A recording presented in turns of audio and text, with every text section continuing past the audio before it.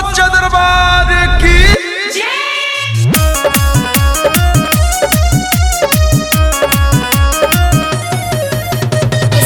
Recording studio वाटसलीगंज।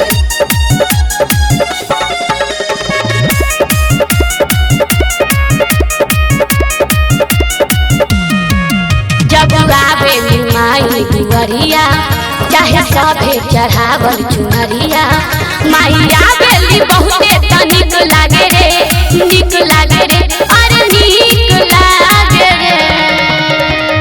माई के महिमा पार पार रे, जय हो। माई के महिमा पार पार रे, आबेलू तो जगमग करे द्वार रे।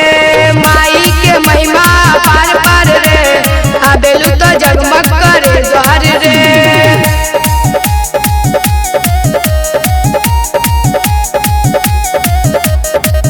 माई तो बारी अच्छा बहुते निराली, जय हो।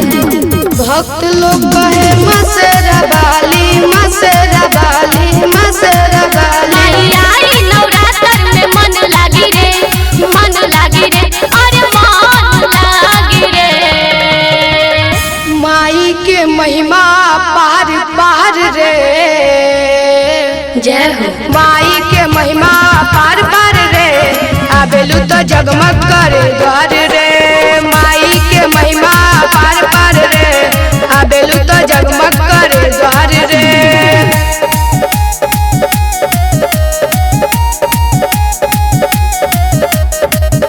माई के भक्त कहे का कहे?